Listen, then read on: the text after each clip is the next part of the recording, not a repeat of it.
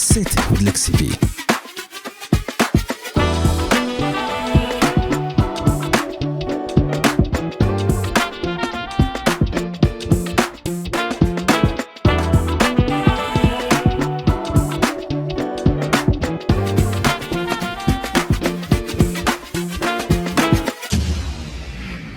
How are you?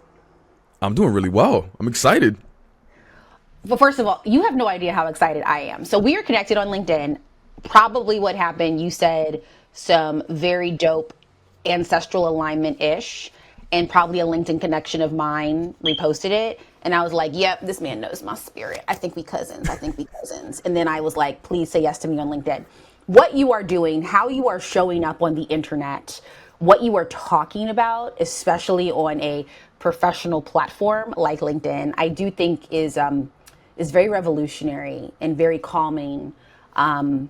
As just a dark-skinned Black woman who's also a leader in the tech world, that's an already layered experience of inauthentic authenticity all the time.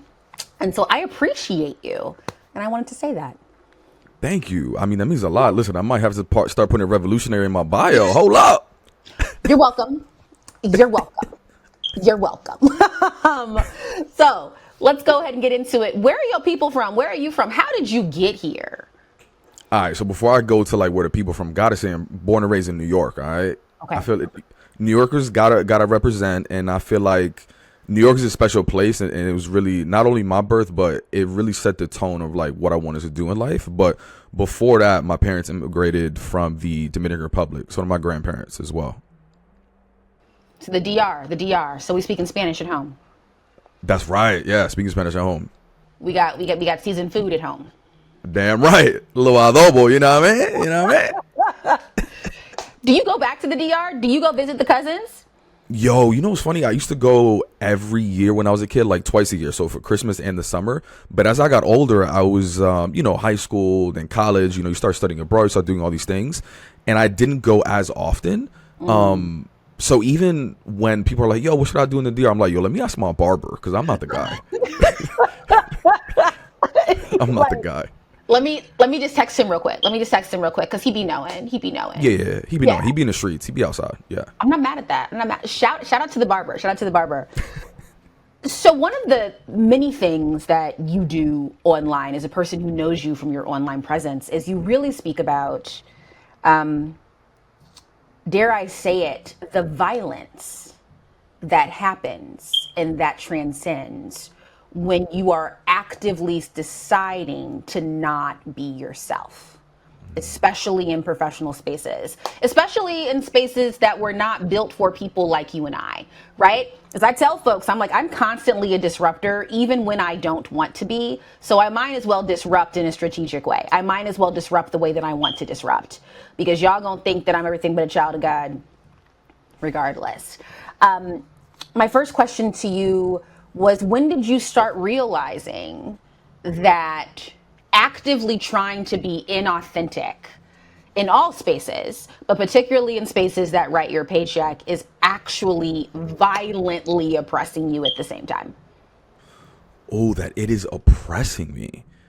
I mean, I think the first moment that I was like, oh, these people are racist. I remember, so it's not when I started code switching, but it was an early experience in corporate where I was like, oh, this is fucking weird. I had this interview, and it was like one of my first jobs out of college, and it was like one of those 4 rounds of interviews. It's like one day you're just in a room, people come in and out, right? So this is like the second out of those. No, maybe this is like the 4th out of the 4th round. So I'm almost over, right? This dude comes in and he was like, listen, I already looked at your resume. You got what you need. Let me ask you a question. What's your favorite Jordan? And I'm like, I'm sorry, like the sneaker? He was like, yeah, what's your favorite pair? I'm like, were you wearing Jordans? No, I had a full-on suit with my Aldo shoes on. I was. Was there a Jordan line in your like? How did we get here? Because by the way, happy to answer that question. But how did we get here? I'm talking about so first of all, it was an advertising technology company. I've always worked in technology. It was in an account manager role. I've never worked at any sneaker store. There's no reference to pull from on my From your resume. Okay, that was racism. Or the conversation to be like that, right? Cool. Yeah. That's not even where it ends. All right. I answered the question, right? Because I'm like, I want this job, right? And this is one of those stories of like, yes, fucked up situation, but also me not giving a fuck how fucked up it is because I want that job really badly, right? So he was like, all right, nah, cool. Oh, you like the 12s? Oh, those are dope. Those are nice. Cool. By the way, white guy, like East Side Country Club, white dude type of, you know what I mean? Yeah, so it's not like, yo, let me bond with this. No, whatever. Cool. That's not even, whatever. Next question. Yo, who do you prefer, J. Cole or Kendrick Lamar?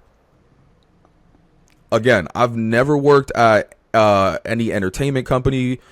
I never worked at Rock Nation. I've never, nothing. Like, it's just random as hell, right? And again, I answered the question. Now, the interview ends. It goes well. The recruiter comes in after. He was like, how did the day go, right?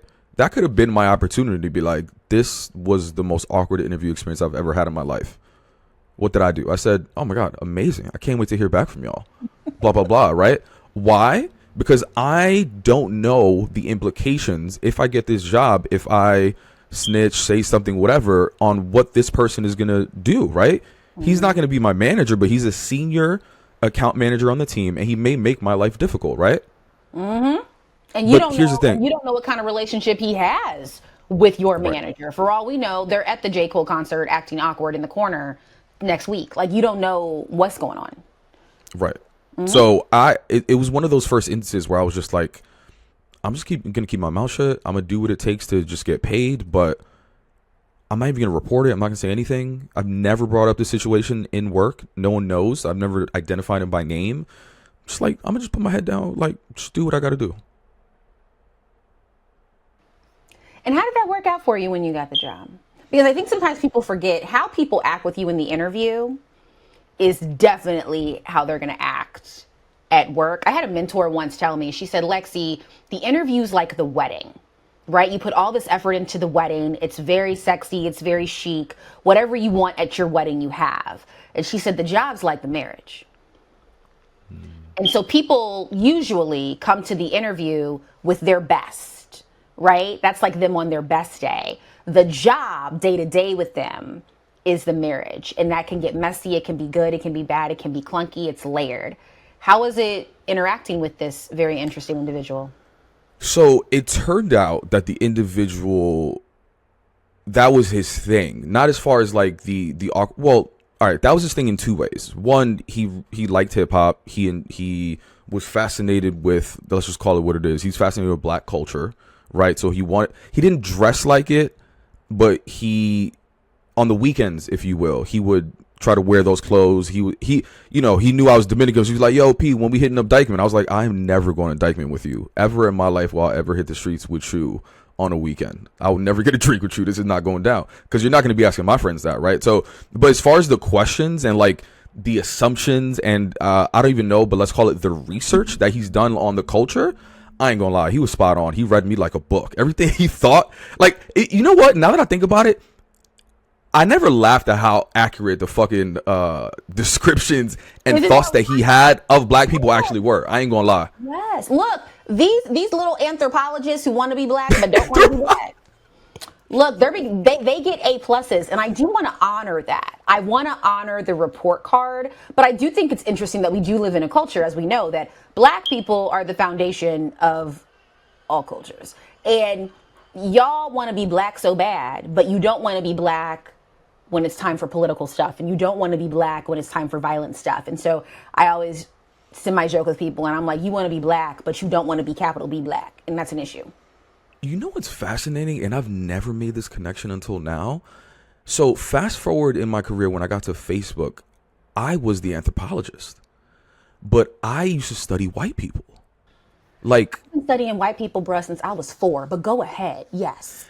Yeah, so he didn't do it from the lens of, I need to do this research to fit in with the dominant culture, right? Or the more popular culture within, I mean, at tech companies, you'll be lucky if you get 5% combined Latino and black, right? Some companies, right? So he didn't have to do that. Like, I did it because I was telling myself the story that I had to do this for them to accept me, and then for them to see me as friends, for them to invite me to the happy hour so that I can move up the ladder. So like I used to literally dedicate days out of the week to like binge watch shows I didn't care about. And I want to make this a point. There's nothing wrong with expanding your preferences, because listen, white people put me on some of my favorite things in the world, like Brussels sprouts.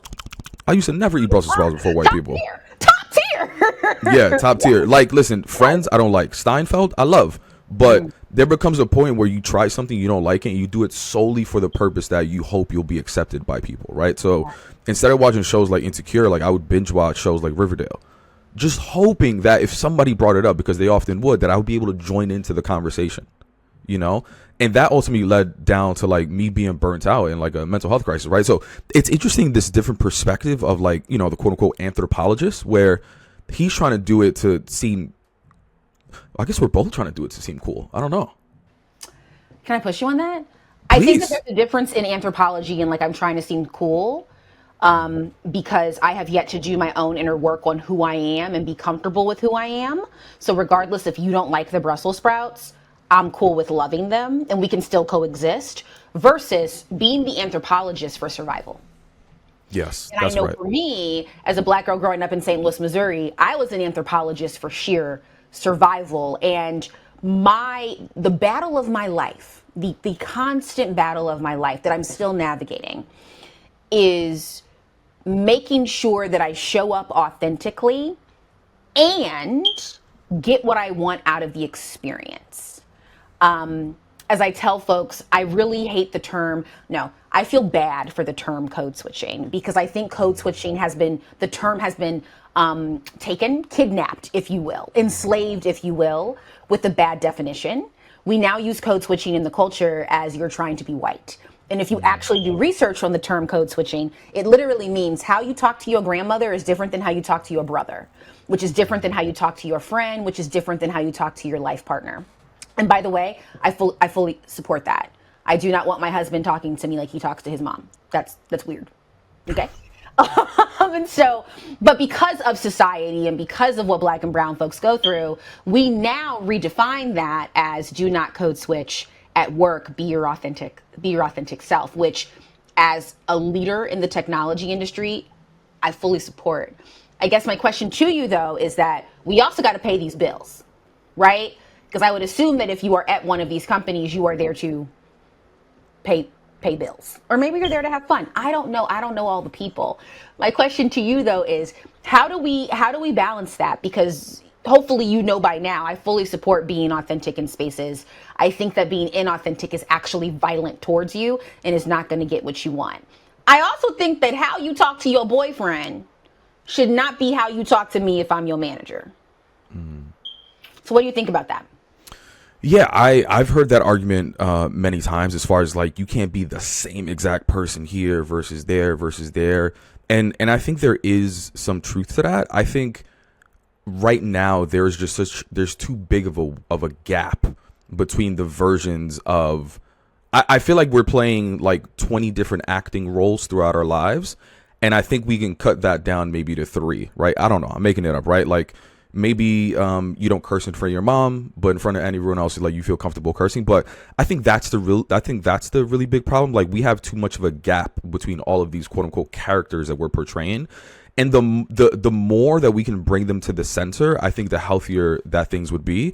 And Ruben Harris, he's a founder of Career Karma and a couple other things. He's on my podcast and he said, anti code switching, but I'm pro strong communication, right? And it's like, I think most of us, if we get these jobs at these amazing tech companies, like we know how to communicate, like, oh yeah, and us being ourselves and communicating authentically, people are going to understand us. But we have this perception that they're not going to understand us, right? So, so I think that's the thing. It's like the closer we bring them together, I think the healthier our mental health will be.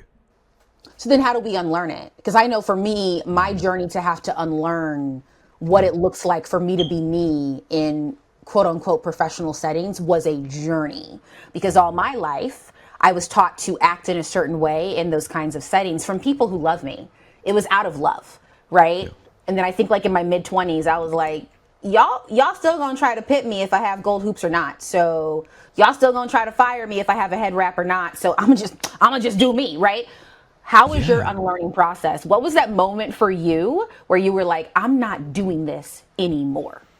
So when I was at Facebook and I was doing all that work, literally acting, I used to say like I was a full-time employee, but I had a full-time job as an actor because I was in sales as well. So I wasn't just code switching or, faking it from 9 to 5. I was faking it from 5 to 9, doing events and schmoozing and client entertainments and dinners and all these kind of things, right? Like it was exhausting. I used to literally go to the bathroom during these client dinners and go into my notes app on my phone to like pull up fun questions to like start conversations, or like it's just like things to talk about because I was so scared to talk about things that I want to talk about. And there's nothing wrong with what I wanted to talk about. It's just like simple things like, oh, what are you gonna do this weekend? And like I would lie about that. We all lie. It's like, oh, another weekend of laundry, catching up on sleep.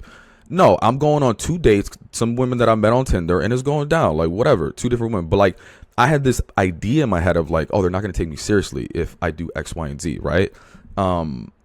So a lot of it is unlearning, but a lot of it is also learning as well, right? So the first thing that I think we need to, I was doing all that code switching. I was doing all that faking it at Facebook, and the perception of the idea that I had was like, oh, they're going to accept me. They're going to take me seriously. They're going to, not give me microaggressions, right? But I would hand in PowerPoints and they'd be like, oh, the slide looks ghetto. Can you fix it?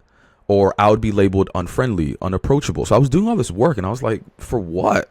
Did you ever get aggressive? Did you ever get aggressive? That's my favorite one. Yeah. Oh my God. I have a story about that as well. Yes. But yeah, I got labeled aggressive, unfriendly, unapproachable, all of those sort of things. And I was like, you know what? If y'all are already going to have this perception of me, I'm going to just be my most authentic self. Fuck it. And it was at that point that I never got a performance review below exceeding expectations ever since after that. So as far as unlearning, there are 2 things, right? The first thing is that there are often certain corporate words that people use to like try to take us down a notch. One oftentimes is like professionalism. That's unprofessional, right? But when you look up the word professionalism, all of it means is that it's the skill or competence expected of a professional. It has nothing to do with how you look. So, but the problem is that we have a separate idea of what it means based on the media, right? So if someone calls you unprofessional and they're not talking about your skill and competence, they're just including bias in their evaluation, right? Like, so that's one. And then the second one is like, all right, if I'm trying to unlearn what I've been taught, then what do I learn about myself? Well, one thing that I've learned about this buzzword authenticity is that everyone has their own definition for it, right? So if I ask you what it means to you and I ask someone else, two different definitions. Now, the reason for that is that I've learned that our definition of authenticity is is sort of linked to some sort of childhood trauma. So at some age, you were told not to be a certain version of yourself, right? You were said, you're too loud, you're too much, you ask too many questions, why are you always wearing those colorful things, like all those things, right? So you hide that version of yourself because you've been taught not to be that version. So your most authentic self is essentially rebelling against the version that they've told you not to be your entire life. Let's go deeper into that because what you said was a whole sermon. And I do think that when it comes to especially non-white bodies in Western society, a lot of times we have trauma that is instilled in us by people who love us the most in the name of survival, right? And so when I think about where my first trauma stems from my authentic self, that I had to unlearn and, like you said, relearn in my 20s, free myself from all this complete bullshit of capitalism, is it started for me when I was very little. When I was very little and I was in dance class, and it was, you have to put your hair in a bun, and I have very curly big hair, and it would never 100% go in the bun. And remembering when my grandmother was like, well, we have to just straighten her hair. And I will never forget that moment of feeling so ugly, but also so beautiful at the same time, because secretly, because of my own internalized white supremacy, I wanted the straight hair like the other girls. It was a very interesting feeling to have it like, 5 or 6 and not really understand things. So, but when was that for you? Whew, so many times throughout my life. I mean, I remember early on, my grandfather would say, and I'm so glad that you mentioned, this white supremacist perspective, because, my grandfather would often tell me, this is hip hop. I was born in the 90s, and it's like I was influenced by hip hop. Like I wanted to wear a do-rag outside. He was like, absolutely not. I want to get my ears pierced. He's like, absolutely not, right? And he would often say, he would point to people and say, do you see presidents and CEOs that have beards, tattoos, piercings? No, act and dress accordingly, right? And I was like, you're right. But and I don't know, he didn't do this intentionally, or maybe he did, but like the people that he was pointing to just didn't look like me, right? So at an early age, I knew that I had to like be like an older white man if I wanted to be successful, right? Because he was pointing to the most powerful people in the world, right? Even in high school, I went to an all boys Catholic high school, and they had a very strict hair and facial hair policy. I wasn't allowed to have facial hair besides a mustache, right? Most black hairstyles, and this was everyone in the school was Dominican, Puerto Rican, or black. I mean, not that black and Dominicans aren't Puerto Rican, but you know what I mean, right? You couldn't have braids. You couldn't have afros. They specifically put afros, right? You couldn't have braids. You couldn't have locks. You couldn't have hair past a certain length, essentially, right? And at first, I was like, oh, well, they're just trying to prepare us for the workforce, right? But like, yes, but like, you can have a hairstyle and do work efficiently, right? Like that's just a very old school mentality. So I felt like early on, whether it was at home, whether it was at high school, whether it was their internships, I mean, even in college, like they would tell you before you prepare for internships, they would point up two pictures of people dressed a certain way, and they'd be like, this is what you don't do, and this is what you do. And what you don't do is how I dress on the weekend, or like just for class, right? So throughout my life, I was taught on, if you want to be successful, this is what you have to do.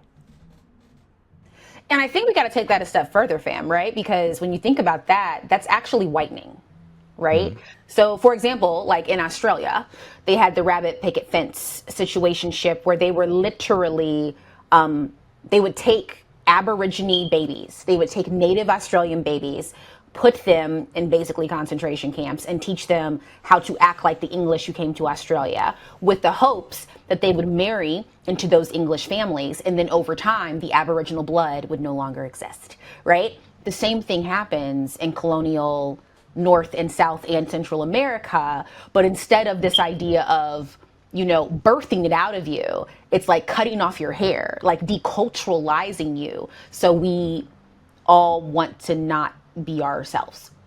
Yeah. When I say that out loud, it makes me really sad and I want to cry. That's intense. It is. And I think we also have to accept that, like, you know, we're talking about like, oh, these older generations, or we're talking about these times in history, and we'd like to think that like it's only like older folks. Like I'm just as biased as everyone else, right? Like I share this funny example how like I love going to coffee shops, right? If I go into a coffee shop and the barista doesn't look like a Brooklyn hipster, like I'm getting out of there. Because in my head, I assume, yeah.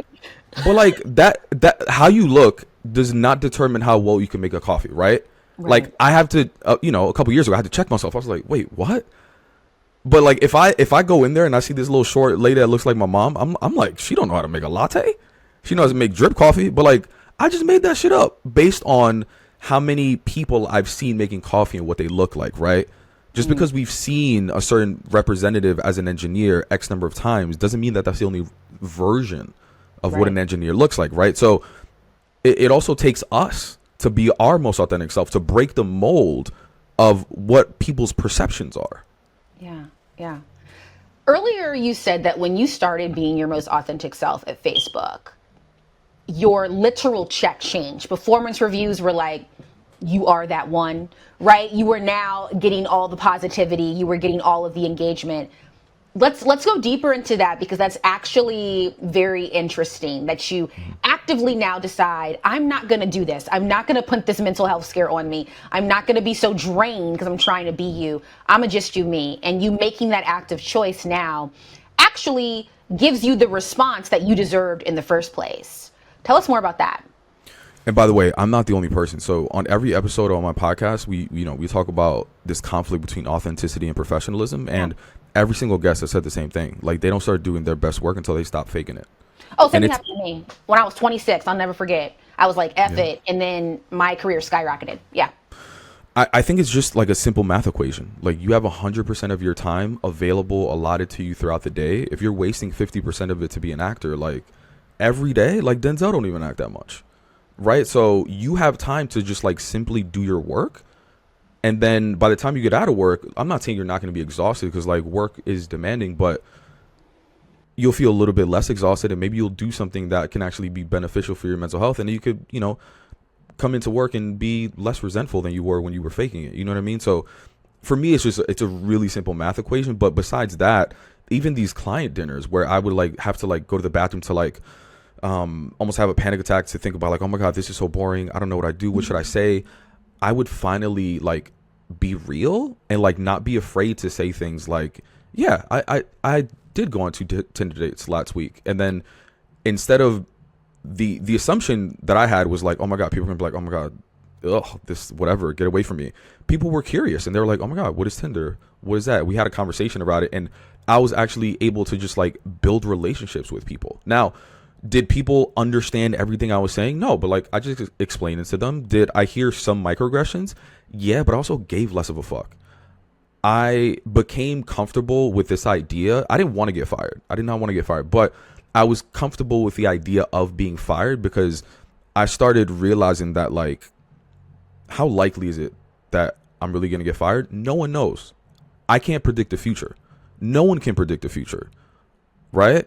So if I am going to try to predict the future, at least let me try to be optimistic and say like, if I get fired, I can get another job, and hopefully a job that accepts me for who I am.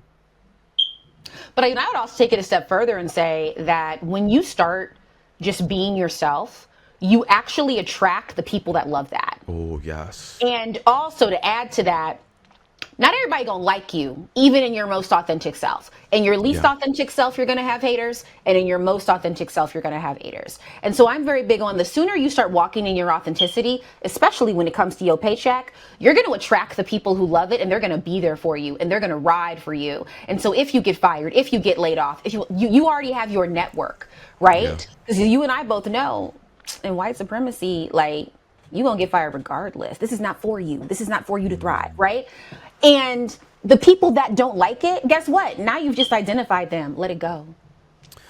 Yo, that was a powerful realization when I started creating content, essentially being my authentic self offline and doing what I just thought was best and not caring about who would hire me. Like one of the things I did when you say like ride or die, the people that are going to ride for you, like one of the things I did a couple of years ago when I was working at my last job, on Latina Equal Pay Day, I posted my whole salary transparently. This was before like it was publicly available and like, New York City law and all that type of shit. Like that, It wasn't a thing. But even my stock options, like I posted everything, my signing bonus, and people were like, it went viral, like 4 million views in a week type of shit. And that's one of those things where like people were like, when you say ride for me, like they were like, whatever you ever need, like I got you. And people really resonated with that. Yeah. See? And I also think that just for our own peace is that also in personal life and in love life, the sooner you find people that got your back, the easier it is life will be. Agreed. Right? And the sooner you realize that this person doesn't have your back, even though they pretend they do, the easier life will be. Agreed. And you focus on the people that got your back and ride with you, right? Go where you're celebrated, not just tolerated. Amen. Amen. So the next step then is, as leaders in our field, how does it feel? What does it look like by showing up as yourself? And so therefore teaching the next generation they can do as well, because you can't be what you can't see. But what's that feeling like for you? Yeah. Well, one thing I've realized as far as like why people stop faking it in general, for 2 reasons that I found. One, unfortunately, they either have some sort of mental health breakdown where they've done so much of this faking it that they just get burnt out, right? That's number one. But the second reason why people stop faking it, hopefully before they get the burnout, is that they see somebody that is the representation that they wish they had when they were younger, right? Like, again, I think you said it already. It's like, if you see it, you believe that you can be it, right? And oftentimes growing up, like I saw, Black and Latino folks that were in leadership positions, but they were faking it just as much as I was. That was not inspiring to me. Seeing someone in a high position, but also faking it was like, you look like a sellout to me, at least. Right. And I want to be clear. Like, I understand. I used to be that guy. I understand why people do it, but it wasn't inspiring to me. Right. So I think about those people and the amount of people that come up to me and was like, wow, like you're inspiring. The fact that like you're so comfortable not only being yourself sort of like on the job, but also just like on a digital presence. And people ask me like, oh, like, aren't you scared? Aren't you this? And I'm like, yeah, but I do anyway because of like people like you that come up to me. My dad told me when I was 10, I'll never forget this. He said, all you got to do in this world is stay black and die. And the fact that I say that at work a lot is interesting. People that aren't black. But it is literally a mantra that I use in my active daily life. Like basically, because how I take it is all I have to do is be me and die. Those are the two things in life that are going to happen, and everything else will come to pass. I also think I wanted to ask you, when you're talking about your grandfather and how he said this is what success looks like, I think that we have to redefine what success is. Yeah. What is success to you? Yeah. And also I think it's also a very important point which you made earlier around like representation. And I forgot to mention this earlier, but I often hear people say like, listen, Pabel, great content. When I do speaking engagements, they're like, listen, great, funny, inspiring, whatever, but like I've made it this far being myself. I'm sorry, not being myself and faking it. So like I'm pretty sure like if I started being myself way back then, I wouldn't have been where I am now, right? And I think that's a problem because oftentimes we think that us faking it is only impacting us. But the data shows that, Latinos, for example, 3 out of 4 of us fake it at work. The black population, 40% more likely compared to their white counterparts to fake it at work, right? And we all have nieces, nephews, sons, daughters, mentees. There's someone out there that looks up to us, right? And the signals, without us even saying a word to them, is that we need to fake it in order to be successful, right? Like these are unspoken signals that we're sending people. So before we think like, oh, it's just impacting me, I'll get through it, I don't worry about the burnout. It's not about you. This shit is way bigger than any of us. Like, as much as we want this, like, DEI and all this kind of shit, what's the purpose of letting me into your organization if the signals that you're telling me is that I need to fake it in order to be successful here? You wouldn't tell that to your son or daughter, right? So people are picking up on these signals. And going back, so as far as like what does success look like? So growing up in New York City, I grew up on the Upper West Side, which is like one of the wealthiest zip codes in the country. But I grew up in the projects. So like in the projects, poverty, but you go down the street and 𝐸𝐿𝐫 𝐶𝐿 had an apartment. Motherfucker from Home Alone. You know what I mean? So I was constantly surrounded by like aspiration. Like I would just like walk around and be like, oh, look at these brownstones. Oh shit, right? So success to me always meant money. But I realized that there was a decline or diminishing returns once you get to a certain point where all I was doing was just like throwing money to my savings account, which was helpful, but I didn't feel purposeful. So these days, success to me on a day is when I feel purposeful. Success to me is when I feel at peace. When I feel at peace.